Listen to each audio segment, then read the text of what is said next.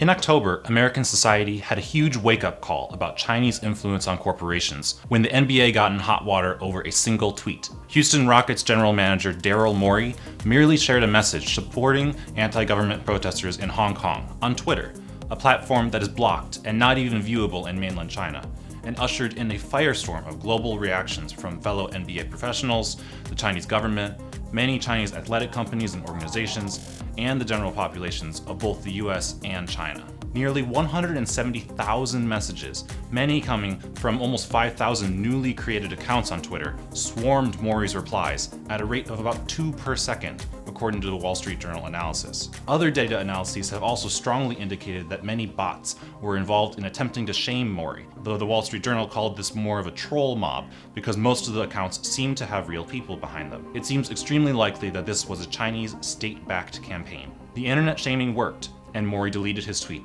His own boss rebuked him. The Houston Rockets star James Harden said, "We apologize, we love China," and the NBA issued a groveling apology on Chinese social media that said, "We are extremely disappointed in the inappropriate remarks of Houston Rockets general manager Daryl Morey. He has undoubtedly severely hurt the feelings of Chinese fans." Despite the apologies, the NBA was put in the doghouse anyway, as state broadcaster CCTV canceled all preseason game streaming arrangements, and Tencent, the NBA's official online partner in China, followed suit. All 11 of the NBA's official Chinese sponsors also suspended ties with the league. Things have since settled down a bit for the NBA in China, but arguably gotten even worse for it in the US, especially with LeBron James saying, to the delight of the Chinese government, "You know, when you're misinformed or you're not educated about something, and I'm just talking about, the tweet itself, you never know the ramifications that can happen." All this was over a single tweet about Hong Kong by one NBA executive. Americans, many for the first time, began asking questions like, why is China so sensitive to criticism about Hong Kong? And what other companies have been cowed into conforming with China's line on politics in exchange for market access? Question 1. Why is China so sensitive to criticism about Hong Kong? The most common ways American companies have gotten in trouble in China in recent years is crossing Beijing's red line on Tibet, Hong Kong, and Taiwan. So let's dig into that a little bit. Tibet is officially an autonomous region of China. Hong Kong is a semi-autonomous special administrative region, and Taiwan is a de facto independent country.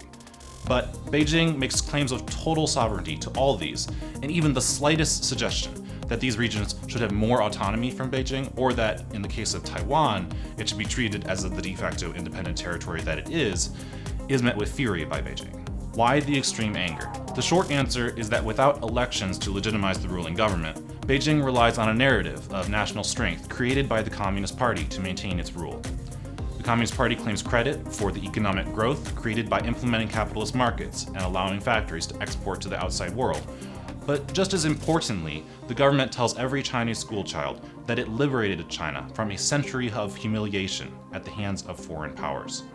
The defining feature of that century of humiliation was extraterritorial concessions to foreign countries, notably Hong Kong, which was a British colony from 1841 until 1997. With protesters in Hong Kong actively challenging the local government and accusing its leaders of being stooges for Beijing, China feels the legitimacy of its sovereignty over Hong Kong is being challenged. Beijing agreed with Great Britain to maintain a separate legal and political structure for Hong Kong until 2047. And while independence is not among the 5 demands of the Hong Kong protesters, a greater degree of autonomy via universal suffrage for the city's chief executive is. The call to free Hong Kong from foreigners is seen similarly as a challenge to Beijing's sovereignty, which it defines as the absolute right to do whatever it pleases in territory it lays claim to. The anger, then, is partly organic because many Chinese people sincerely buy into the national story that they have been taught. But the Chinese government has put its foot on the gas pedal to drive up nationalism more and more in recent years. Question 2. What other American companies have been cowed by China? Not every American company or business person with a stake in China who says something critical of the Chinese government gets fried on the internet, quite like Daryl Morey did. While we understand why China is sensitive about Hong Kong, we don't know why this particular tweet was met with such an overwhelming reaction. But it's important to note that the NBA is far from the first American brand to self-censor for China, or to apologize for offending the Chinese people, and it will not be the last. Just this summer, 3 other American brands also apologized to China. clothing brand Calvin Klein, luxury accessories brand Coach, and beauty brand Fresh, all because, among other offenses, they had listed Hong Kong separately from China on their websites, which Chinese nationalists viewed as insulting. The fact is that there is a growing trend of China policing political speech, not just at home, where censorship is widespread, but around the world, and it's increasingly affecting American companies. Going back 1 year to July 2018, there was a major controversy in which 3 large US airlines, American Airlines, Delta Airlines, and United Airlines, along with at least 8 airlines from other countries, were all compelled by China to no longer list Taiwan on their websites in a way that implied it was a separate country. The Trump administration, for all its countless faults, got it right when it dubbed this Orwellian nonsense. But way before that, for more than a decade, Hollywood has been self-censoring blockbuster movies in order to get past Chinese censors. To give 3 major examples, a Tibetan monk in Doctor Strange was replaced by a white actress, Tilda Swinton, to avoid any Tibet-related sensitivities. The sequel to Top Gun, starring Tom Cruise, omitted the flag of Taiwan on his jacket.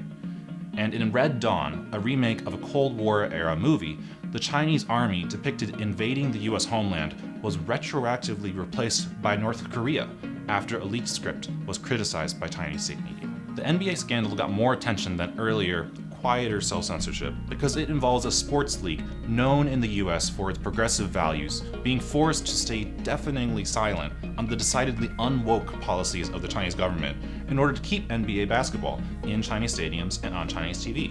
The exchange of values for money was very plain to see, and the incident happening in the realm of sports thrust it further into the American mainstream. Before the NBA, the most extreme example of an American company apologizing to China was the case of Marriott Hotel Group in January 2018. Chinese internet users discovered the hotel group had listed Tibet, Hong Kong, Macau, and Taiwan as separate countries, and the Shanghai office of the Cyberspace Administration of China blocked the company's website and app for a week. Then, Chinese internet users found that the company's Twitter account for its loyalty program had liked a post by Friends of Tibet, which campaigns for independence for the region. Marriott growled hard, issuing an 8-point rectification plan promising to follow China's laws more closely, and firing the poor hourly social media manager in Nebraska who had wrongly liked the tweet supporting Tibet independence and misled the public. The group added in a statement, "Marriott International respects the sovereignty and territorial integrity of China. We don't support separatist groups that subvert the sovereignty and territorial integrity of China." So between Hong Kong, Taiwan, and Tibet, an increasingly powerful and nationalist China, and the power of troll mobs, we are in for a bumpy future when it comes to international brands in China.